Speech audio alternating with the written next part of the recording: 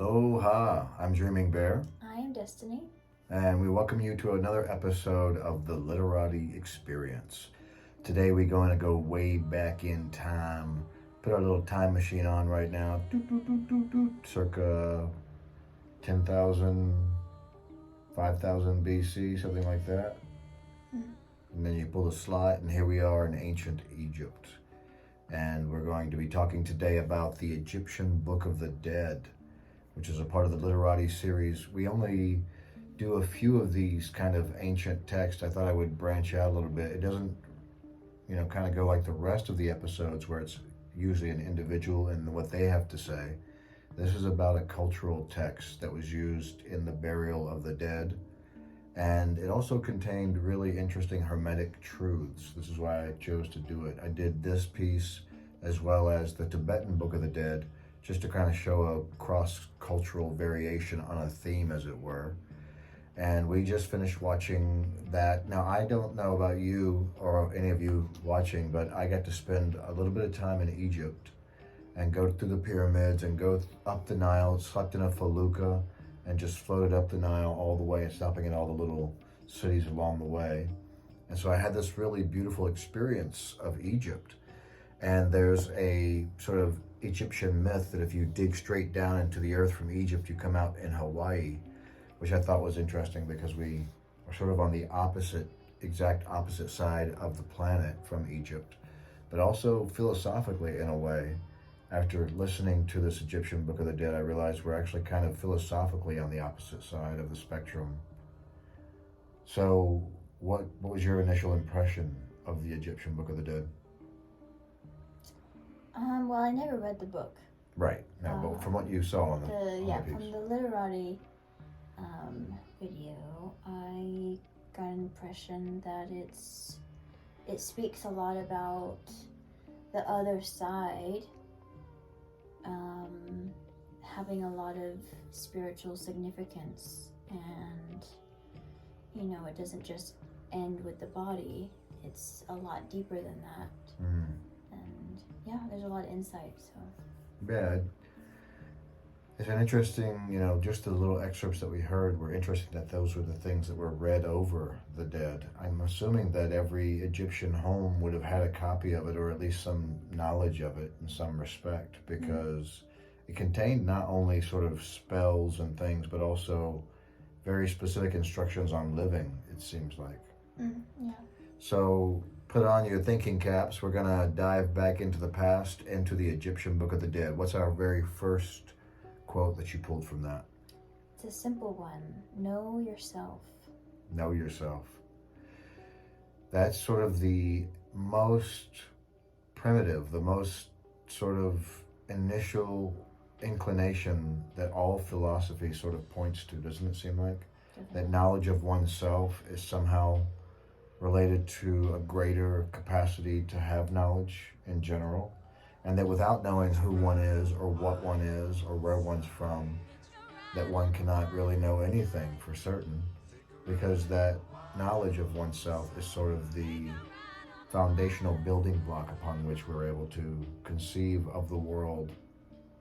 Without that, we sort of face things with a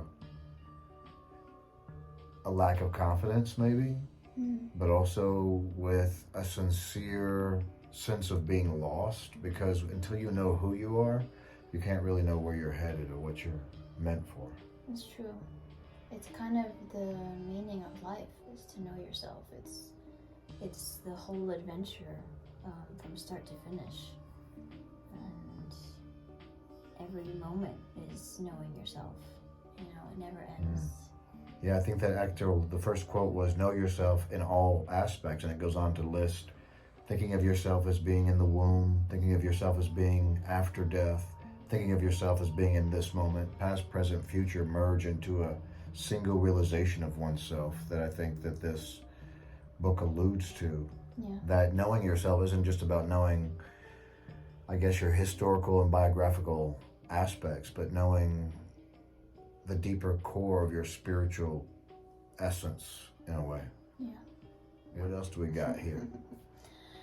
By living a life based on wisdom and truth, one can discover the divinity of the soul. What did that bring up for you? I mean, a lot. It's, I mean, you can't live a life of the soul without being true to yourself or following truth, and truth is wisdom, you know, and they kind of go hand in hand. And yeah, I mean, who doesn't want to discover the divinity of their soul? Yeah, for sure. It seems to espouse a certain sort of lifestyle built around wisdom, a lifestyle built around the embracing of actual truth. And I think at later points it points to the fact that, or it seems to suggest that the unseen world or the metaphysical world is the true world, and that there are two sort of ways of approaching it. There's the truth of life on earth and the truth of life after life on earth, as it were. And yeah, I think that it's a suggestion that in this effort to know truth and wisdom, to live by the precepts of those things, that one's true essence becomes known, and then therefore fulfills that first precept of knowing thyself, knowing oneself. Yeah. All right, what else we got? True knowledge comes from the upward path, which comes from the eternal fire. The upward path. The upward path. When I think of the phrase the upward path, I think of a spiral. You know, a lot of people think of like a stairway, but I think of a spiral. It doesn't just lead straight up. It's kind of cycles that we go through in life. And each cycle, each rite of passage, as it were, is also like a pop quiz from the universe to see how well you've mastered the art of living well, as it were, the art of wisdom that you espouse to live. And so we go through these cycles, and the cycles become ever greater the more, so you have to pass the cycle to keep going up the spiral. And then once you pass it, you go around and you find that in the next cycle, something very similar to that happens again, just to test and see how you'll respond to it. Yeah. And that's the upward path that I think I resonate with when I hear that statement. Yeah. And coming from the eternal fire, I think of that as the flame of spirit. You know, when you think of fire, you think of the eternal spirit. Yeah, that's true. Not like the Christian concept of a lake of fire, but a fire that is not harming. Yeah, like more like a passionate drive to keep an ongoing search for true wisdom and true knowledge. Yes. Yeah. All right, Egyptian Book of the Dead, right on point. As usual, all these great thinkers from the past, our ancient past, were so much more wise. They seemed like they had a better grip on the metaphysical world in some way. At least after hearing this. Of course, subject matter is relative, so... What else we got? Number 4 from the Egyptian Book of the Dead. Also known as How to Become Godlike. That's sort of the preface of the book, is that it's a book about how to become godlike. We can talk about what that means later. Yeah. In order for there to be peace, there must be strife. Both are part of the same mechanism. That somehow good and evil push forward the balance, and that they both play a role. It's an interesting concept. It is the balance. If you think about it, there can be no light without dark. There can be no hot without cold. Contrast. I always think of us as being the source of existence, in skin, here for this experience, but that when you think about why would God want to not just forget for a little while that it's God and incarnate in these, just sort of dissimulate itself into the many various life forms that exist in the universe? Why? And the answer is that if you're infinite everything and you're the oneness of all things, there is only you. What you want and long for more than anything is a sort of a taste of the contrast between being an infinite being and a finite. In order for you to have that rush and exhilaration of feeling, you need a contrast between being the infinity of it all. Yeah. And what better contrast than a momentary life between birth and death agreement to forget that you're this expanded essence of the cosmos. Yeah. How else would it make, how else could things have more passionate relevance and meaning in our lives? Yeah, it can't all be good, even though we all want it to be. We want every moment to be a good moment. Which is hard to face the truth that not all moments will be good moments. There will come the other spectrum, and that is just part of the balance in life.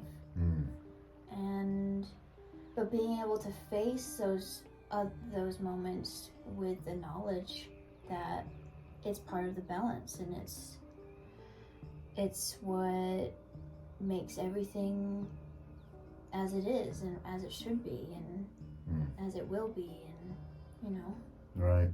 Yeah. Okay. What else we got here?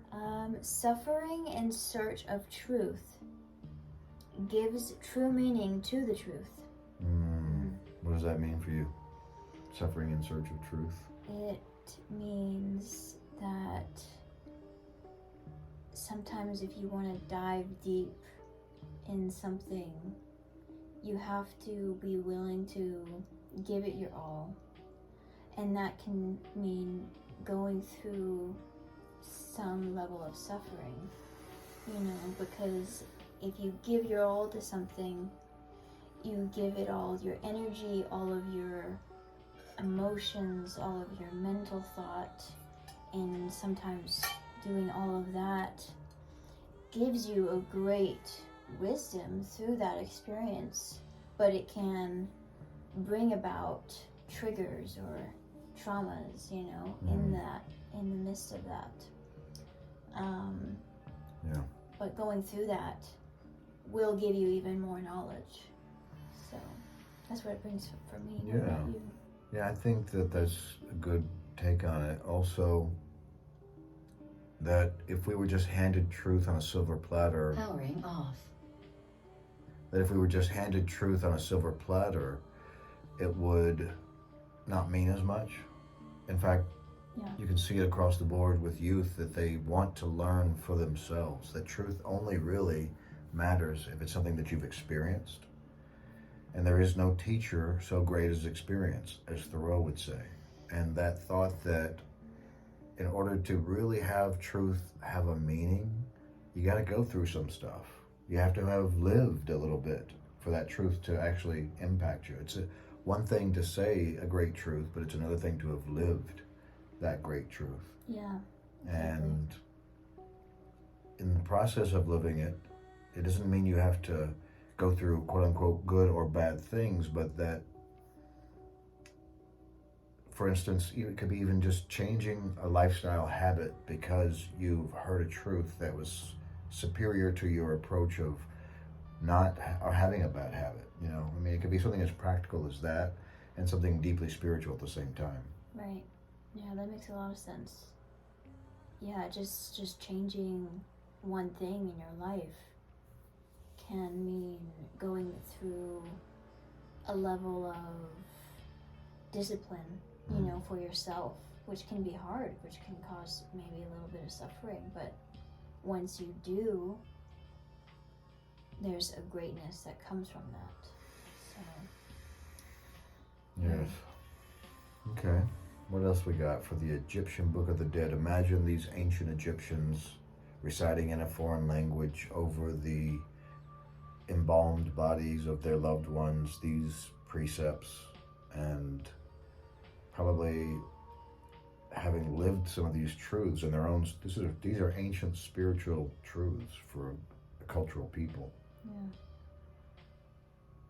Yeah. I find that fascinating. Okay, what else we got? Realize that your home is not of the earth, but in the light. Okay, what does that bring up for you? It means that we're not exactly here to just be on earth. Like, we're not just beings of earth. we actually came from light, from source, you know? We came from the stars. And that has a deeper meaning to just being on Earth, you know? Mm. We're more than that. So, yeah, It alludes to a pure source point for our origin. Mm-hmm. And I like to think of it, you know, I have this thing I wrote a long time ago called An Alternate History of the Universe. And it suggests that life is a life form, that it's alive and it lives on purpose and exists to give off radiance. And whether or not that's true or just a poetic metaphor, I think it alludes to what this is saying, is that we're not, I think we are of the earth. I don't want to say we're not of the earth, because we are. We are That's of the true. earth. And the word human itself means those who bury their dead in the earth. So I think that who we are in this bodily form is deeply and intimately tied to the earth. But who we are in the metaphysical form, in the truest sense, again, it says later on in the same text, remember that words are not real. Only what is real is what is real. And that words are an illusion, alluding to something that cannot be fully comprehended with speech. I think that's what these beings are sort of intimating towards, is that we are of that higher order of magnitude of existence. That's where we source from. Right, yeah. Okay. Speak after you have mastered the craft of speaking. And of listening, I think it actually preceded by saying Yeah, it did. that listening, once you've mastered the craft of listening, then speak. Right. And to only speak when you have something of absolute value to contribute to the conversation. I think that's what we like both about Literati, is that it allows us to have our conversation go away from the mundanity of sort of everyday have-tos in life, and to talk about these metaphysical things that feed the soul, because it's not enough to just live and be alive, but that one who is on a path towards truth longs for the kind of conversation that stirs the cauldron of poesy within us. That's what I get from it. What about you? Well, when you say it like that, yeah, I agree with you. What I initially got from it was,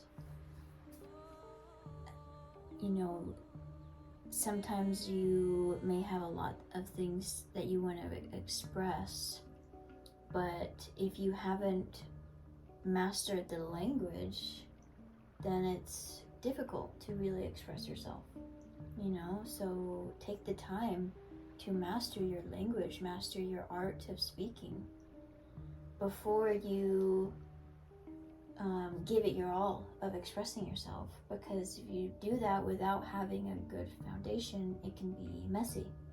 And Like it is, if you look in most social media, it's like humans saying and doing the stupidest things, you know? And it's amusing to a point, but then it becomes sort of like, is this really the essence of humanity? Yeah. And people have lost the art of listening, learning, and the craft of listening and speaking well as a result. Yeah, like being articulate with your words and pronouncing clearly, and yeah, that's definitely something that it seems like there's certain people that are really good at it, but it's usually those people that are good at it, it comes naturally to them. For other people, they may not be so good because we're not taught exactly. Memory. Yeah, I think that most indigenous cultures were oral traditions. You know, they kept their histories. Everyone had to memorize the history of the whole tribe in many cases, and sometimes across several languages. And those oral tradition cultures carried a kind of intelligence that I think we've lost in today's society by outsourcing our intelligence to artificial intelligence. Yeah.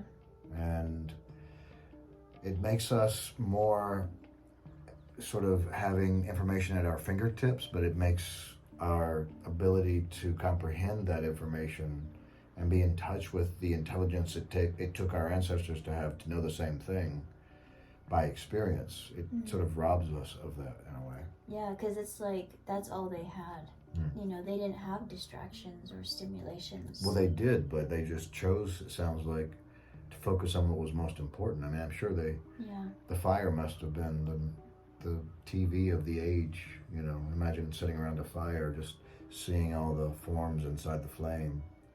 Yeah, and I think having like a tribe is important for that, because it seems like the more people there are, the less importance is aimed towards a single person. But the smaller the tribe is, it seems like it's easier for everyone to get their point across, get educated in the tribal meanings and beliefs, and that's like kind of the core that holds everything together.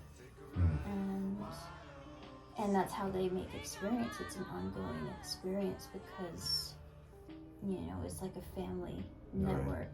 Right. And yeah. Tribal wisdom. Okay, what else we got from the Egyptians? As we sit in this beautiful glass pyramid and contemplate our own existence, what do the Egyptians have to tell us? Soul to heaven, body to earth, life is eternal. Very comforting. It's interesting to think that, you know, they did these elaborate rituals of burial for their dead because they truly believed that there was a life after death for these beings, for these individuals. And it wasn't just a metaphor. You don't go through mummification processes, which are extremely difficult, for a metaphor. You go through it because you believe in something after. And I like the thought that life is eternal, because there is no beginning to eternal. There's no end to eternal. There's birth after birth. Death is another womb from which we emerge into another reality, perhaps. No one could say. No one has returned to tell us the story of what comes next, depending on what you choose to believe. But I think that knowing that we are eternal beings puts things in perspective. It's sort of one of those reminders we set in place when the infinity separated itself into the myriad forms, to remember that you are eternal nonetheless. Yeah. What about you? What do you got from that? Well, I mean, it is comforting to know that we have a body and we have a soul. Our body will die, we know that. But our soul will go to heaven, and it won't. Heaven. It won't just Whatever that die means. with our body, you know. And even our body doesn't just die, it doesn't just end, it transforms into new life. Right. So there's... So even in the most basic sense of the word, there is rebirth from death. Yeah. Even if it's just grass. Yeah, exactly. And you know what they say, truth runs parallel to all things. They don't say that. I say that. Yeah, you said that. You know what they say, that thing that you always say. That's my core truth, is that truth, if it's a capital T truth, it runs parallel to itself in all things. Right, exactly. So, What so below, so above. And that's kind of one of those parallel truths. yeah, so if our body doesn't die, it transforms. Then there's an essence of us that doesn't die, it transforms into new life. And that is comforting, because that is something that we know, you know. Life is eternal. It always is changing and forming and into new life, so yeah. That's comforting when the people that we love have gone to the other side, and for the moment that we are all going to stand before our own mortality and say the final farewell, as it were. Exactly. What else we got from the Egyptians in our last 7 or 8 minutes we got here? In order for the teachings of mystical spirituality to come true in your life, you must make them the central force in your life. That's pretty self-explanatory. No interpretation there. If you want to have the benefits of a spiritual, mystical existence, make the principles of that viewpoint the driving force, I like to call it the motivating principle behind all that you say, think, do, and feel. Mm-hmm. That's what I think the concept of Christianity was in the beginning, is to be a little Christ, the word Christian. That's what Islam is about. That's what Buddhism is about. All these people trying to employ their spirituality in a way that is consistent to an extent, depending on the level of participation in the religion. But also, I think missing the point in that process is that Jesus didn't become Jesus by pretending to be Buddha. Buddha didn't become Buddha by pretending to be Moses. Moses didn't become Moses by pretending to be Osiris. When we start having a mass following of a particular spiritual path, what we're ensuring along that way is that we're sort of robbing each individual of their unique path towards that same great truth that inhabits all traditions. And as a studier of spiritual traditions, I found that there is a golden thread of truth that runs through them all. And yet, it's the same truth that runs through indigenous wisdom. It's the same truth that we all come to, because capital T truth is, a better way of putting it, eternal in its own sense. Mm-hmm. All right. Anything else you want to add to that? I think it takes a lot of awareness to have everything that you do and you say and think come from a mystical spirituality. But that's what it's all about, is that awareness. If you can maintain awareness through everything you do and say and think, that is what kind of gives you the mystical spirituality, of awakening and enlightenment and involvement and involvement with spirit. It's, to me, that's what I think that's where it's really come true for me. It's bringing awareness to everything. Easier said than done. Yeah. Okay, we got time for just one more. What's the last great truth we want to hear from the Egyptian Book of the Dead? Two more. Right, but we have, let's try to get them in. Let's try to fit them in. All right. I think one of these relates to what we said earlier, that self-knowledge is the basis of true knowledge. Uh-huh. That kind of goes back to the very first one of knowing yourself. So it's true. What's our last?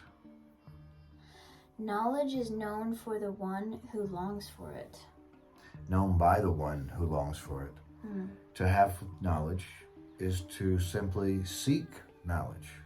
That's the one who discovers truth, is the one who goes on the quest to find truth. Mm-hmm. I think that that's a beautiful reward for any pilgrim of wisdom, as it were, to go on their own personal journey. For me, I have this thing that I do called the Dead Poet Society Tour, where I go around to the graves of my favorite authors and I recite their poetry to them and ask for their blessing in the world as a poet, and have these spiritual moments of experience. Because for me, literature, which is why I started the Literati series, literature is sort of the core of the human experience. It's how we keep a record of thoughts from across all times.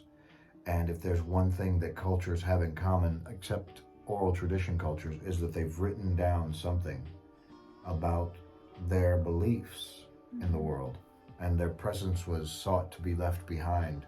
Even if you go as far back as the cuneiform clay tablets, I mean, what a far reach. Let's put these little marks on a tablet.